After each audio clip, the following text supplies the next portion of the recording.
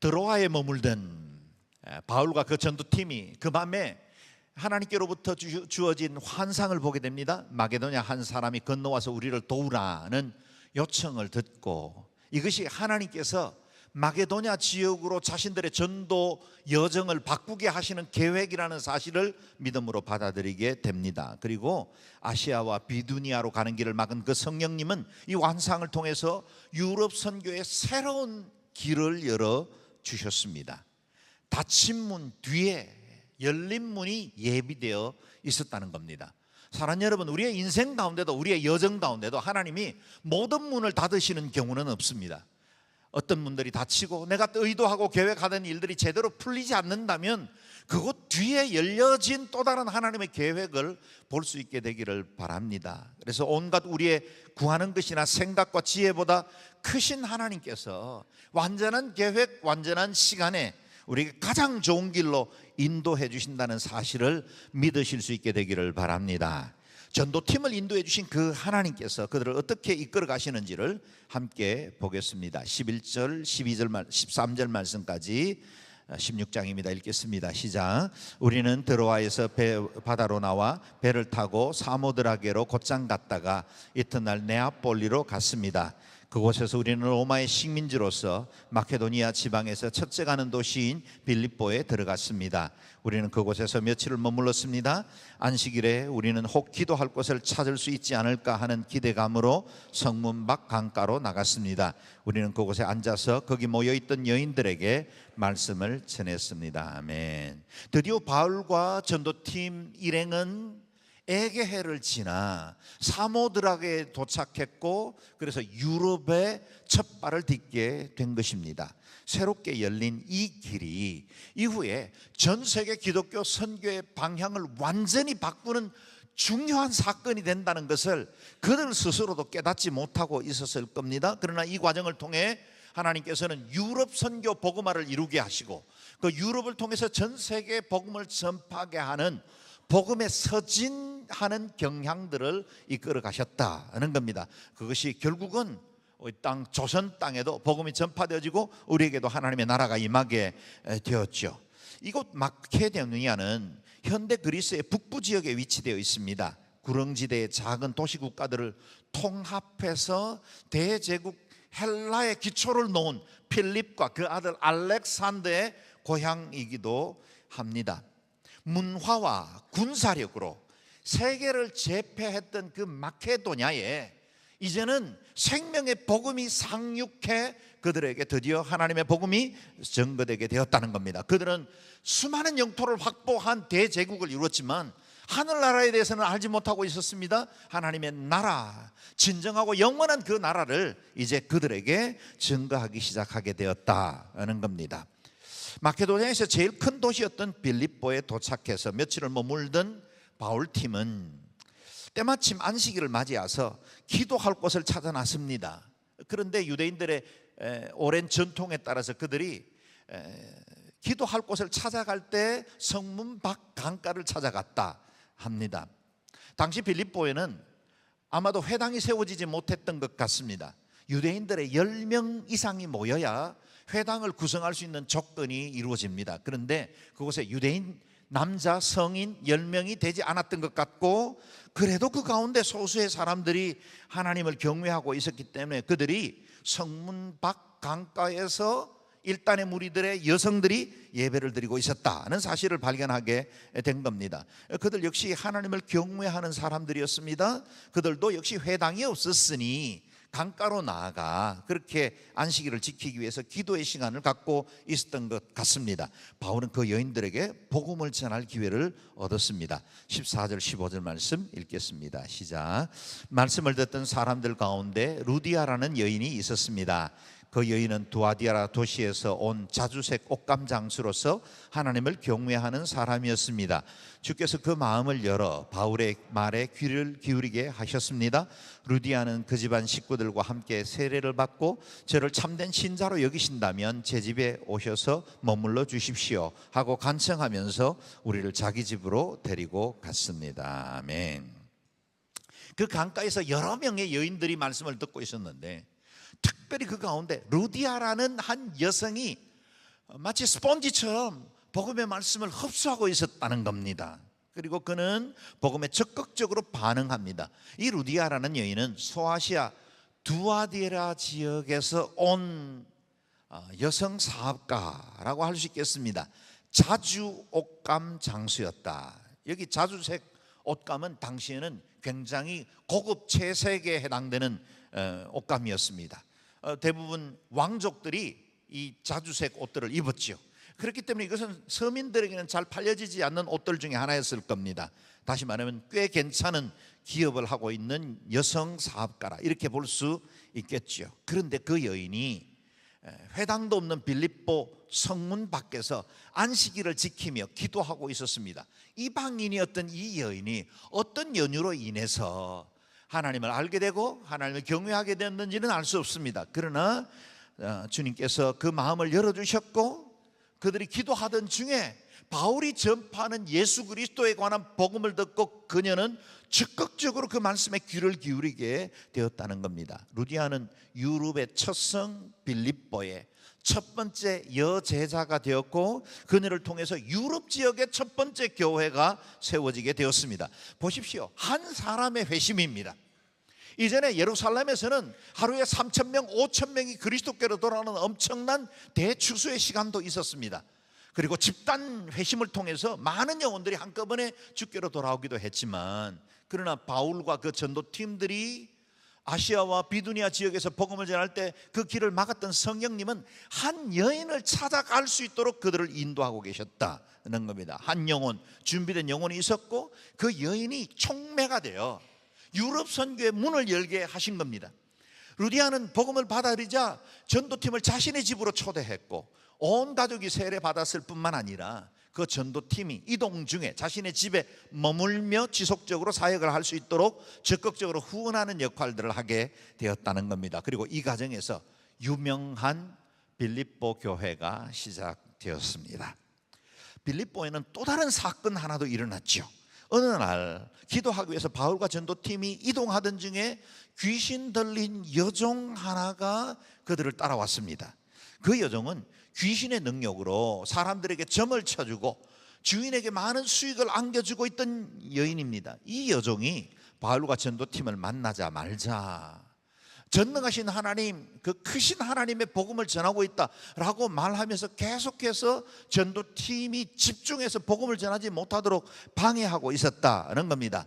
이 귀신 들린 이 아이가 며칠 동안 따라다니면서 소리를 질러 바울과 전도팀을 몹시 괴롭힙니다. 참다 못한 바울이 그 안에 있는 귀신을 꾸짖어 쫓아냅니다. 18절 말씀 같이 읽겠습니다. 시작. 이 아이가 며칠 동안이나 이렇게 계속하자 참다 못한 바울이 돌아서서 귀신에게 말했습니다. 예수 그리스도의 이름으로 내가 명한다. 그 아이에서 당장 나오라. 바로 그 순간 귀신이 그 아이에게서 나갔습니다. 아멘. 아마도 이 점치던 이 여자아이는 델포이 신전에서 일하고 있는 무녀 중에 하나일 수도 있겠습니다.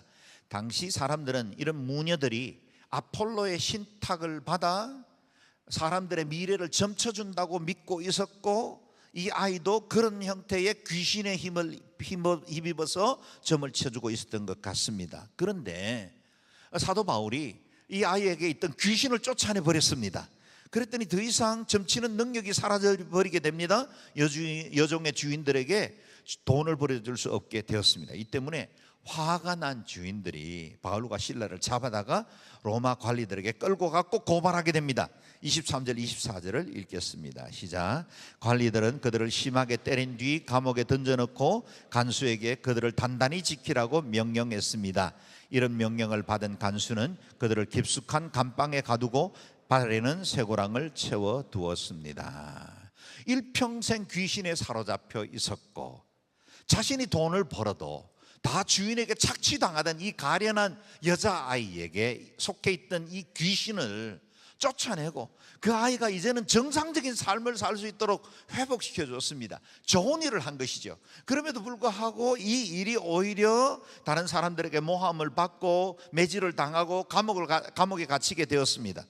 감옥에 갇힐 만한 죄를 지은 것이 아니었습니다. 오히려 좋은 일을 하고도 억울하게 매질을 당하고 감옥에 갇히게 된 것입니다. 우리 선교사님들이 주로 이런 일들을 많이 당합니다. 그 땅에 가난한 아이들에게 빵을 제공하고 많은 사람들에게 스스로 독립해서 자신의 삶을 이어갈 수 있도록 여러 경제적인 도움을 주기도 하고, 학교와 병원을 지어서 지역을 발전시키고 위생관리와 농업과 기술을 가르쳐 주기도 하는데, 오히려 지역민들에게 칭찬받고 상을 받기보다는 도리어 추방당하기도 하고 사람들에게 인격적인 모멸을 당하면서 그 땅을 떠나야 하는 일들도 흔치 않게 많습니다. 이와 같은 일들도 계속 일어나게 된다는 겁니다. 하나님을 사랑하고 복음을 전파해야 하는 그 거룩한 사명 때문에 사도 바울 전도팀부터 이후에 이어지는 모든 2000년 동안의 선교사님들과 복음 전도자들은 다 좋은 일을 하고도 어려움을 겪습니다. 우리 한국 사회에도 있는 이 많은 사람들에게 긍휼을 베푸는 사회복지기관의 60%는 개신교가 운영합니다. 아니면 개신교 지도자가 맡은 일들입니다. 그럼에도 불구하고 세상 사람들에게 개신교는 비난당하기도 하고 교회에 대해서 억울한 이야기들을 많이 듣기도 하지요. 그럼에도 불구하고 우리가 멈출 수 없는 것이 있다면 하나님을 사랑하는 우리의 마음 때문이고, 하나님의 그 사랑을 듣지 못하는 사람들이 영원한 저주 가운데 있기 때문에 이 사랑 전하지 않을 수가 없는 것입니다. 한편 매맞고 감옥에 갇힌 이 바울은 로마 시민권을 가진 사람이었습니다. 로마 시민권자를 적절한 재판도 없이 태형을 가하고 구금을 하는 것은 큰 잘못입니다. 바울은 얼마든지 자신의 권리를 주장하고 이 억울한 상황을 모면할 수 있었습니다. 뿐만 아니라 그의 능한 헬라의 철학으로 또 궤변으로 얼마든지 이 모든 상황을 피해갈 수 있었지만, 그는 그 모든 고난을 고스란히 당합니다. 주님과 복음을 위해 받는 고난을 즐겁게 받아들인 겁니다. 오히려 그들이 선택한 행동은 하나님을 찬양하기로 결정한 것입니다. 25절 말씀을 읽겠습니다. 시작. 한밤중쯤 되었을 때 바울과 실라가 기도하며 하나님께 찬송을 부르자 다른 제수들이 귀 기울여 듣고 있었습니다. 아멘. 한밤중이 되었습니다. 아마도 낮에 당한 그 태형으로 인해서 상처 부위가 아파하고 욱신거렸을 겁니다. 제대로 누워서 잠조차 청하기 어려운 상황이었을 겁니다. 그때 바울과 실라는 그 자리에서 일어나 조용히 기도하며 찬송을 부르기 시작했습니다. 그리 큰 소리로 불렀을 것 같지는 않습니다. 그런데 그 찬송이 빌립보 감옥에 갇혀있는 다른 감방의 제수들에게도 다 들렸습니다. 방음 시설이 잘 돼 있는 호텔방에 머문 게 아니기 때문에 그 모든 사람들에게 다 들릴 만큼 찬양을 불렀을 겁니다. 그런데 그 누구도 시끄럽다고 제지하지 않습니다. 잠을 방해하는 소음이 아니라 제수들의 마음을 위로하는 찬양이었고, 그들에게도 격려와 감동을 끼치는 그런 찬양이 되었던 겁니다. 그래서 다른 제수들도 다 귀 기울여 그 찬송을 듣고 있었습니다. 바울과 실라 찬양하기 좋은 환경이 아니었지요. 그들은 고통스러운 자신의 환경들, 아픈 몸을 돌아보지 않았습니다. 전능하신 하나님을 바라보기로 결정했고, 자신들로 인해서 하나님의 나라가 확장되는 것 자체 때문에 그들은 기뻐하고 하나님을 찬양할 수 있었습니다. 하나님 앞에 당한 이 모든 고난은 오히려 그들에겐 영광이었고 면류관이 되고 있었던 겁니다. 바울은 데살로니가 전서 2장 2절에서 이 일을 이렇게 회고하고 있습니다. 같이 읽어보겠습니다. 시작. 여러분도 알다시피 우리가 전에 빌립보에서 고난과 모욕을 당했으나 많은 반대에 부딪히면서도 우리 하나님 안에서 담대하게 하나님의 복음을 전했습니다. 아멘. 바울에게 적어도 기억되는 이 빌립보의 사건은 고난과 모욕이었습니다. 힘들고 어려운 시간들이었죠. 그럼에도 불구하고 그는 이 통증을 능가할 만한 마음속 깊은 곳으로부터 기쁨이 우러났고, 그 기쁨에 의해서 찬양할 수 있었고, 자신으로 인해서 복음이 전파되고 영혼을 얻을 수 있다는 그 사실 때문에 하나님을 찬양할 수 있었다는 겁니다. 제 자신과 여러분에게 묻습니다. 이런 삶의 깊은 고난의 수렁을 우리도 맞았을 때 동일하게 감사하며 찬양할 수 있을까요? 정직하게 이 질문에 대해 우리도 그렇게 동일하게 찬양할 수 있습니다 라고 말하기가 쉽지 않습니다. 그러나 한편 여러분 이렇게 생각해 보십시다. 찬송할 수 없을 만큼 힘들기 때문에 만약 감옥에 쭈그려 앉아 내 인생과 신세를 한탄하며 끙끙 앓고 있다면 그렇게 원망만 한다고 해서 문제가 해결되겠습니까? 해결되지 않지요. 내가 아팠던 기억만 붙들고 있다고 해서 내 과거의 상처들이 치유받고 문제가 해결될까요? 그렇지 않습니다. 오히려 그것이 우리 마음속에 더 큰 분노와 원망만을 남길 뿐입니다. 만약에 그것이 아니라면 저와 여러분은 다른 방법을 찾아야죠. 저와 여러분에게 길이 있습니다. 그것은 해법인데 그 해법이야말로 바울과 실라가 선택한 바로 그 방법이죠. 찬송하는 것입니다. 기도하는 것입니다. 몸은 만신창이가 되었습니다.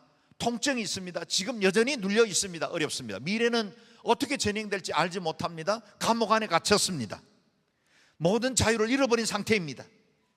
그런데 그들은 그 환경을 보지 않고 하나님을 찬양하기로 결정했습니다.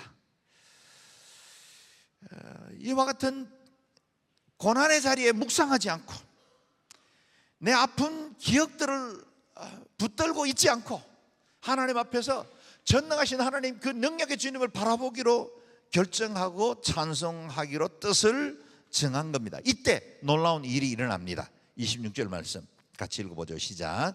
그런데 갑자기 큰 지진이 일어나 감옥이 기반부터 흔들렸습니다. 곧바로 감옥 문이 모두 열리고 죄수들이 묶고 있던 쇠사슬도 다 풀렸습니다. 아멘. 바울과 실라가 감옥에서 찬송하고 있을 때 갑자기 지진이 일어났고 옥터가 움직였다는 겁니다.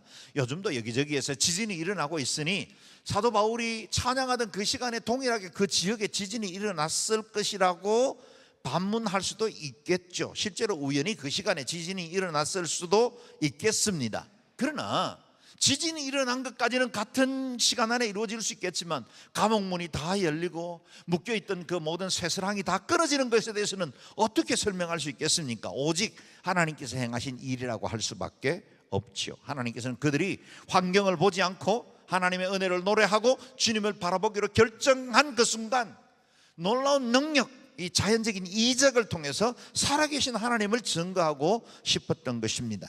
기적은 누구에게나 일어날 수 있지만 그러나 아무에게나 기적이 일어나지는 않습니다. 누구에게 일어납니까? 기적은 기도하는 사람에게 일어납니다. 찬송할 때 감옥문도 열리는 줄로 믿습니다. 그들은 환경은 한밤중과 같고 감옥과 같은 그와 같은 눌린 상태입니다. 그러나 마음속에는 예수 그리스도로 말미암는 은혜의 빛이 그들의 마음을 주장하고 있고 그 말씀이 그들을 자유케 하고 있는 것입니다. 그의 몸은 매맞은 채 고통 중에 있지만 그들의 영혼은 전능하신 하나님의 은혜를 바라보고 찬양 가운데 기쁨으로 가득 차 있습니다. 그리스도를 위해 받는 고난을 감사함으로 받아들일 줄 알았던 겁니다. 그럴 수 있었던 이 근거가 바울의 마음속에 아주 뚜렷하게 있었습니다. 우리가 잘 아는 고린도후서 5장 17절 18절 말씀이죠. 같이 한번 읽어보겠습니다. 시작. 우리가 잠시 받는 환난에 경한 것이 지극히 크고 영원한 영광에 중한 것을 우리에게 이루게 함이니 우리가 주목하는 것은 보이는 것이 아니요 보이지 않는 것이니 보이는 것은 잠깐이요 보이지 않는 것은 영원함이라. 아멘. 이 환난의 경함이라 그랬습니다. 이 환난의 경함이 장차 우리에게 임할 영광의 중함을 이루어 나가는 과정이라는 거예요.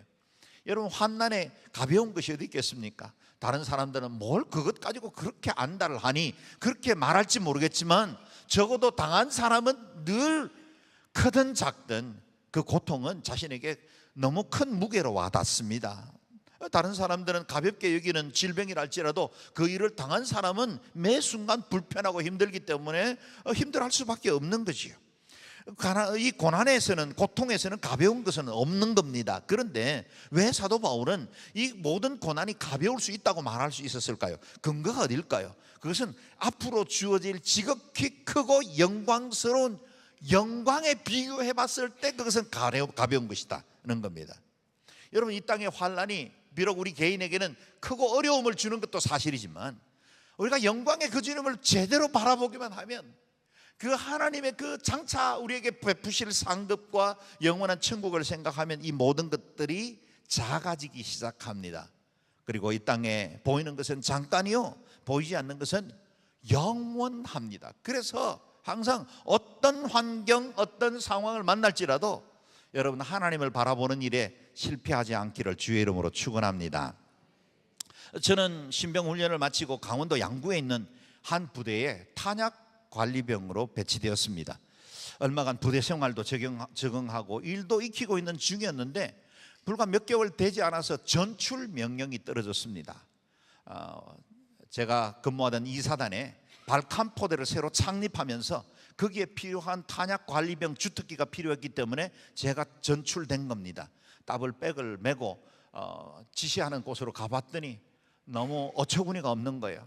부대는 뼈대만 남아있고 뼈대만 세워져 있고 아직 연병장에는 아무것도 없었습니다. 진흙투성이었죠. 그래서 그 부대에서는 생활을 하지 못하고 이웃에 있는 부대에다가 막사를 치고 6개월 동안 우리가 그곳에서 건물이 다 완공될 때까지 부대를 준비하는 시간을 가진 겁니다. 그래서 낮에는 수많은 노동 작업들이 계속 이어졌고 또 각각의 부대에서 전출되어 온 사람들이 한 부대를 이루었으니 다 외인 부대죠. 그래서 그 부대 안에 질서를 잡기 위해서는 구타가 끊이지를 않았습니다. 제가 근무하던 당시에도 구타 금지법이라는 것이 세워져 있었습니다. 그러나 이 외인 부대, 각 부대에서 사고 치거나 어려움 때문에 모여든 사람들이니 그들이 제대로 이 질서가 잡히겠습니까? 그래서 그 안에서 이 계급이 다른 사람들을 아주 힘들게 하는 일들이 계속된 겁니다.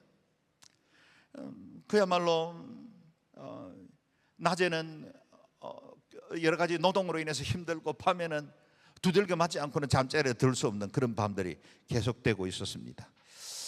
좋은 부대와 고참을 만나게 해주시기를 기도하며 입대한 군대였죠.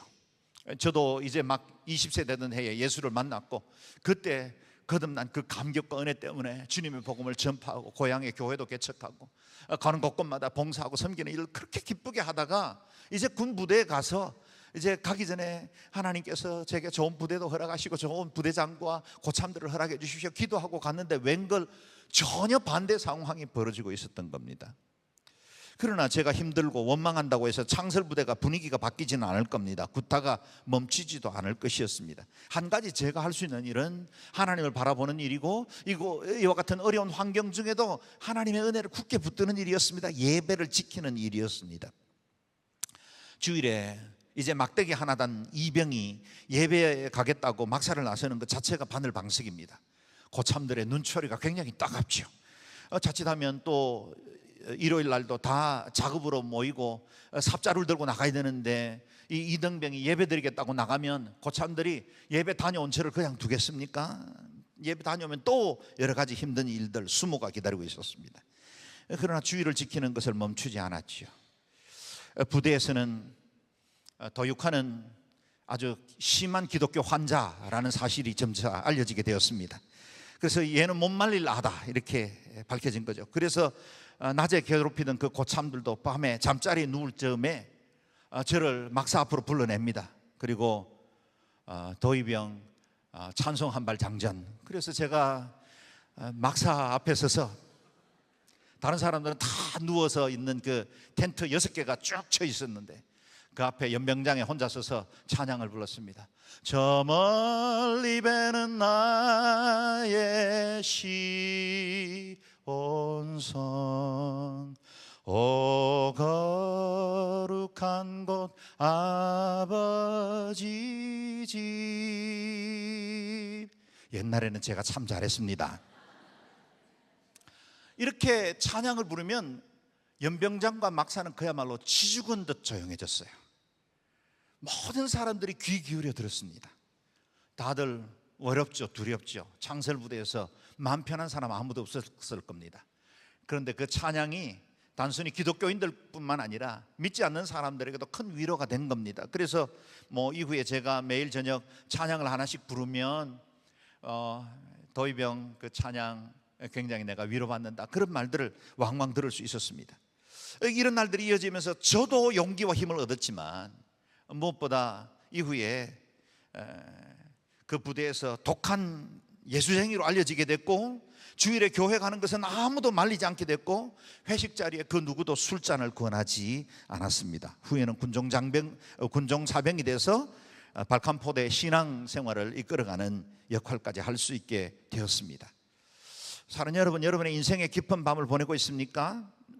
여러분의 날에 새벽이 밝아오고 있다는 사실도 기억하시기를 바랍니다.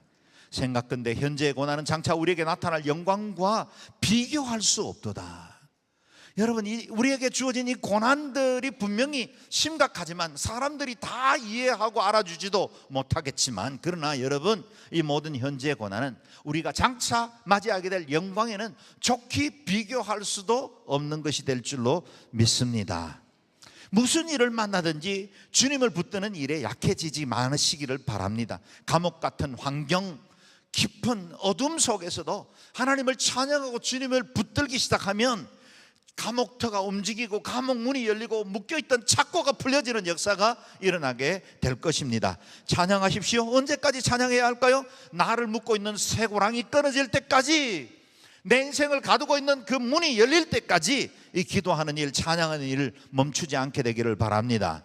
더욱더 놀라운 것은 그들이 기도하고 찬송할 때 자기 발에 묶인 쇠사슬 감옥문만 풀린 게 아니라 다른 모든 죄수들의 쇠사슬도 풀리고 감옥문도 열리게 되었다는 겁니다. 정말 묵상할수록 은혜가 되는 말씀이지요. 내 문제만 해결된 게 아니라 나와 같은 형편에 있었던 사람들의 문제도 같이 해결된 겁니다. 바울과 실라가 찬양을 했고 나머지 사람들은 듣기만 했습니다. 들은 사람들에게도 복이 임한 겁니다.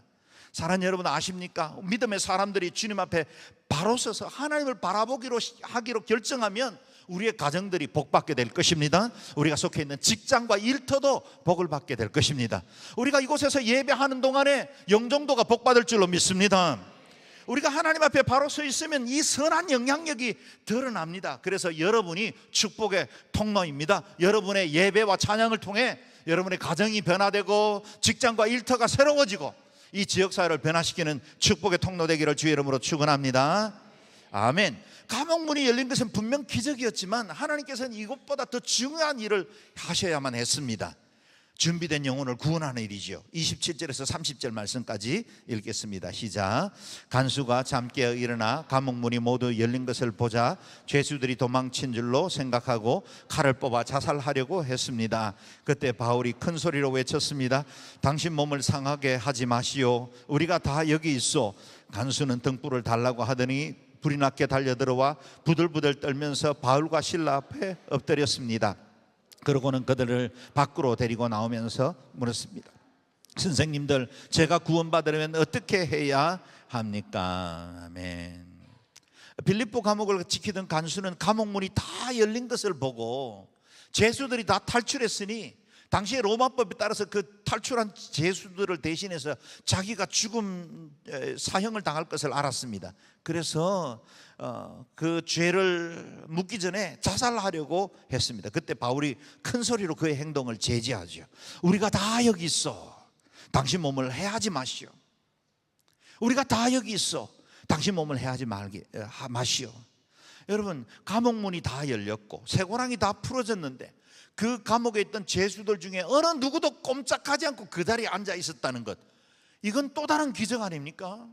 당연히 죄수들이야 감옥문이 열리면 도망가고 싶은 것이 인지상정인데 그렇게 하지 않도록 모든 사람들이 감옥 안에 그대로 남아 있었다는 겁니다. 간수가 등불을 들고 감옥을 살펴보았더니 모든 죄수들이 그대로 있는 겁니다. 그가 부들부들 떨면서 바울과 실라 앞에 엎드립니다. 그가 떠는 것은 지진 때문도 아니고 감옥문이 다 열려있기 때문도 아니었습니다. 이제는 하나님의 거룩하신 임재와 능력이 임한 하나님의 사람들을 보면서 그 앞에 뜰 수밖에 없었던 겁니다. 그리고 곧바로 묻죠. 선생님들, 제가 구원받으려면 어떻게 해야 합니까? 선생님들, 제가 구원받으려면 어떻게 해야 합니까? 이 질문이야말로 이 세상을 살아가고 있는 모든 인류에게 절박한 질문, 그리고 해답을 기다리는 질문들이 아니겠습니까?